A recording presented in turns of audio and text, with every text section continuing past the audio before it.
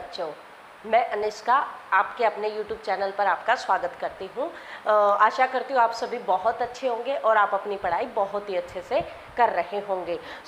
बेटा, इससे last class में हम कर चुके थे क्लास 10th का चैप्टर 3 हमारा चल रहा है। तो लास्ट क्लास में हमने एलिमिनेशन मेथड सीखा था कि एलिमिनेशन मेथड में हमने कि कैसे हम एलिमिनेशन मेथड को यूज़ कर सकते हैं। तो आज हम सीखने वाले हैं बेटा इसी के जो क्वेश्चन है, एलिमिनेशन मेथड के ही जो क्वेश्चन है, विलोपन विधि के जो प्रॉब्लम बेस्ड क्वेश्चन है उन्हीं को करने वाले हैं। क्वेश्चन सेकंड का फर्स्ट पार्ट देखो बेटा, मैं रीड कर देती हूँ, आपको स्क्रीन पे दिखाई दे रहा होगा। तो मैं रीड करती हूँ। From the pair of linear equations in the following problem and find their solutions if they exist by the elimination method. Elimination method से करना है। If we added 1 to the numerator and subtract 1 from the denominator, a fraction reduced to 1, it become 1 by 2. If we only add 1 to the denominator, what is the fraction? तो हमारा क्या होगा, fraction क्या होगा, हमने ये बताना है। तो देखो, इसने बोल रखा है if we added 1 from the numerator and subtract 1 from the denominator and find 1, तो हमारे पास क्या आता है बेटा, 1 आता है। तो सबसे पहले हमारे पास क्या है, एक फ्रैक्शन है। फ्रैक्शन यानी भिन्न। देखो बेटा, मैं इसको थोड़ा सा हिंदी में बता देती हूँ एक बार। ये कहता है कि हमारे पास एक भिन्न है जिसके अंदर हम एक जोड़ देते हैं और एक घटा देते हैं अंश के अंदर, तो हमारे पास क्या आ जाता है, 1 आ जाता है। ठीक है, तो मतलब देखो, मान लो जो हमारे पास भिन्न है वो x बाय y है। ठीक है, x बाय y है। तो इसमें क्या बोला गया है कि अगर हम इसके अंदर 1 ऐड कर दें न्यूमरेटर में और डिनोमिनेटर में 1 माइनस कर दें, मैंने पिछली क्लास में आपको बताया था कि x बाय y है, ये हमारे पास क्या होता है, न्यूमरेटर, और ये हमारे पास क्या होता है, डिनोमिनेटर। इसको बोलते हैं हर, इसको बोलते हैं अंश। तो ये बोल रहा है कि अंश के अगर अंदर हम 1 ऐड कर दें और हर के अंदर अगर हम 1 सब्ट्रैक्ट कर दें तो हमारे पास क्या आ जाता है, 1 आ जाता है। ठीक है, यही पहली इक्वेशन है, ये बोला गया है। अब अगली इक्वेशन में ये बोला गया है कि अगर हम डिनोमिनेटर में यानी हर के अंदर, सिर्फ हर के अंदर 1 ऐड करें तो 1/2 आता है हमारे पास। तो मान लो ये हमारी पहली समीकरण बन गई। अब इसी की दूसरी समीकरण x बाय y, इसके अंदर सिर्फ 1 ऐड करने से ये कितना आ जाता है, 1/2 आ जाता है। कितना आ जाता है बेटा, 1/2 आ जाता है। ठीक है, कितना आता है, 1/2। ये हमारे पास कौन सी समीकरण बन गई, सेकंड समीकरण बन गई। अब इसको सॉल्व कैसे करना, देखो इसके नीचे कुछ नहीं है तो 1। ठीक है, अब इसको करेंगे बेटा क्रॉस मल्टीप्लाई। क्या करेंगे, क्रॉस मल्टीप्लाई करेंगे, इधर से इधर इसकी मल्टीप्लाई और इसकी मल्टीप्लाई करेंगे।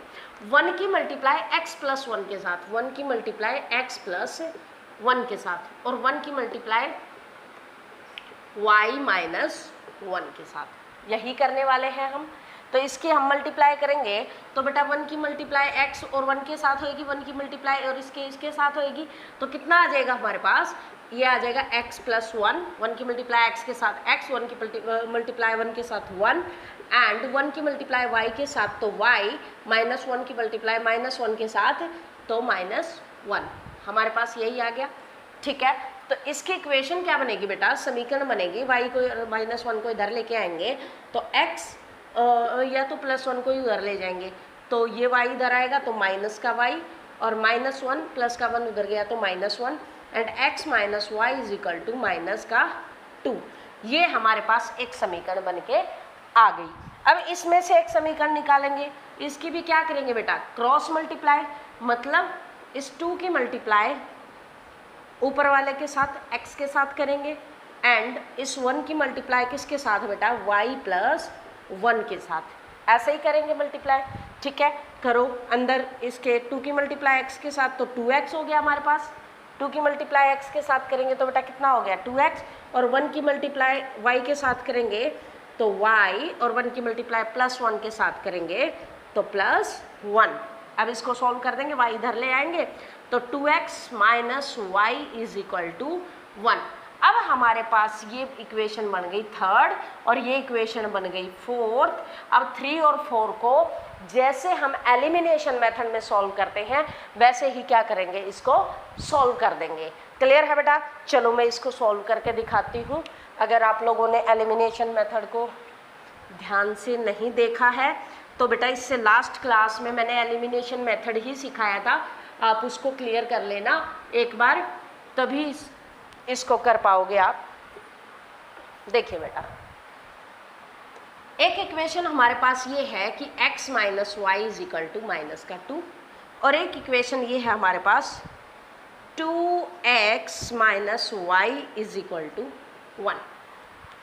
अब मैंने बताया एलिमिनेशन मेथड एलिमिनेट करना है। कैसे एलिमिनेट करेंगे? देखिए, एक लाइन लगानी है, यहाँ पे क्या है 1, यहाँ पे 2, मैच नहीं हो रहा, यहाँ पे 1, यहाँ पे 1, ये मैच हो रहा है, इसका मतलब यही कट जाएगा।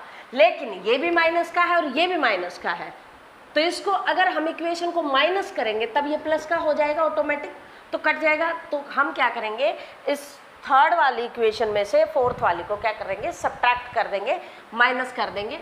तो माइनस करेंगे तो बेटा जो प्लस का है वो साइन माइनस का आ जाएगा, और जो माइनस का है वो साइन किसका आ जाएगा, प्लस का आ जाएगा, और ये प्लस का है तो किस चीज़ का आ जाएगा बेटा, माइनस का आ जाएगा, यही आएगा। ठीक है, अब देखो ये माइनस का ये प्लस का, तो y से y कैंसिल हो गया, और यहाँ पे क्या बचेगा, x माइनस 2x, तो x बच गया किसका, माइनस का। एक दो में से एक गया तो एक बचेगा, वो भी बड़ा माइनस का, तो माइनस का आ गया, is equal to -2 and -1 is -3, -3 आ गया। ठीक है, -1 और -2 इज -3। अब माइनस क्या हो जाएगा, दोनों तरफ से कैंसिल हो जाएगा, तो x की वैल्यू कितनी आ गई बेटा, 3 आ गई। और इस x की वैल्यू को किसी में भी पुट कर देंगे, इसमें पुट कर रहे हैं जैसे मान लो, तो 3 को पुट करेंगे, 3 into -y is equal to -2। अब माइनस का y is equal to -2 plus का 3 उधर जा करके माइनस का 3 हो जाएगा, तो -y इज इक्वल टू -5, तो इधर से माइनस कैंसिल हो जाएगा, तो y की वैल्यू कितनी आ गई बेटा, 5 आ गई। y की वैल्यू कितनी आ गई, 5 आ गई। तो हमारे पास यहाँ पे x की वैल्यू 3 एंड y की वैल्यू 5, हमारा आंसर आ गया। ये क्या आ गई, हमारी भिन्न आ गई।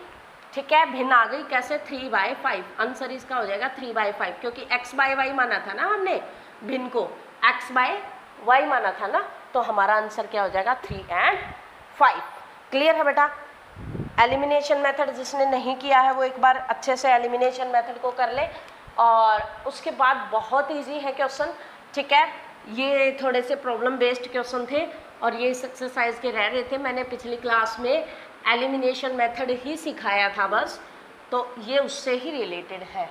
अब एक अगला क्वेश्चन आता है एज के ऊपर।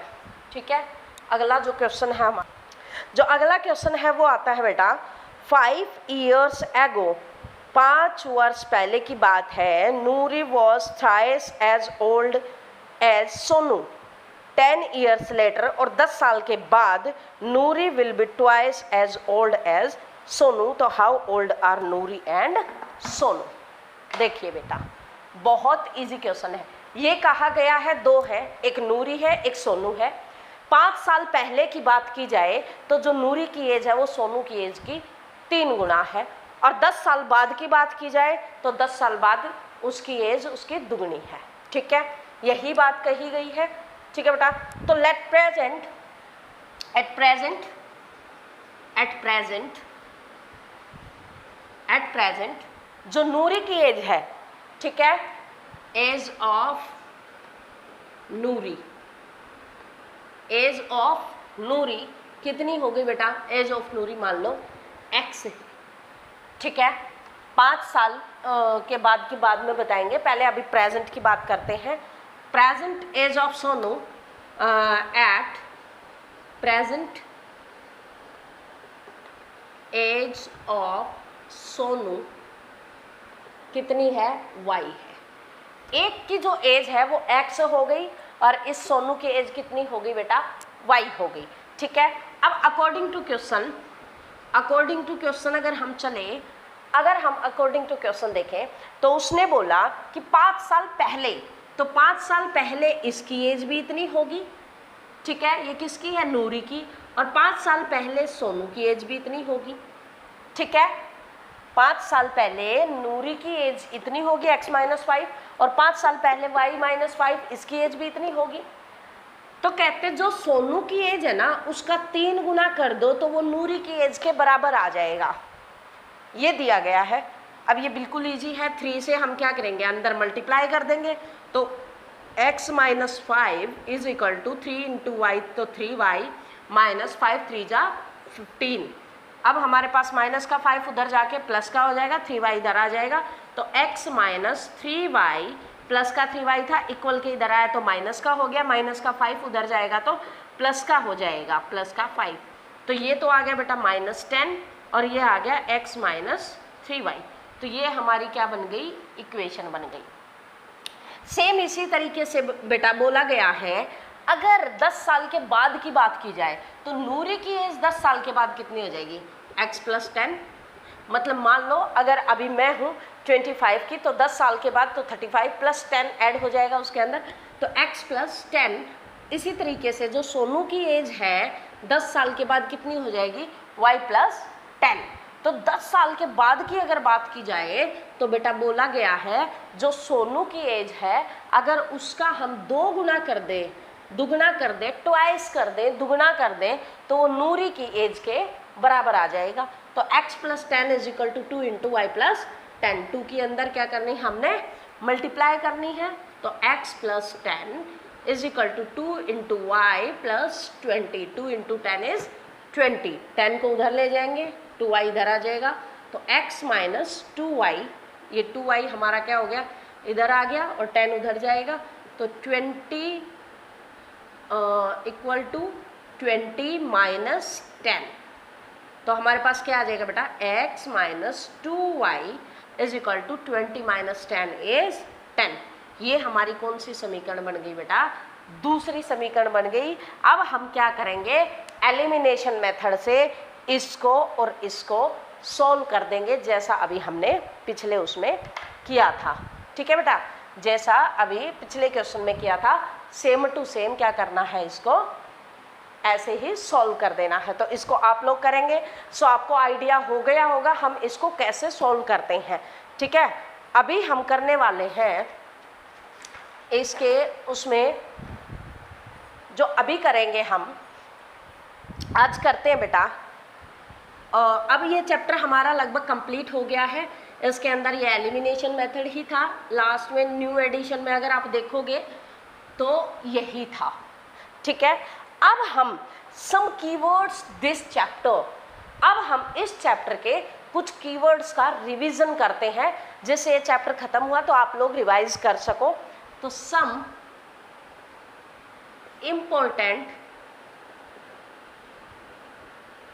important keywords of this chapter, okay, of this chapter। इस चैप्टर के कुछ हम इम्पोर्टेंट कीवर्ड्स रिवाइज कर लेते हैं।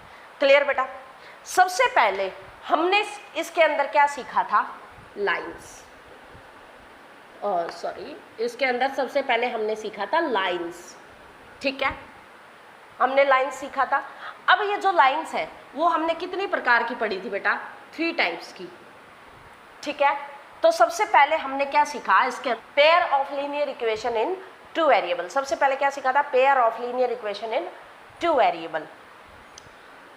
तो पेयर बनाएंगे पहले बेटा, पेयर्स किसके, लीनियर इक्वेशन के, a1x plus b1y plus c1 is equal to 0 and a2x plus b2y plus c2 is equal to 0।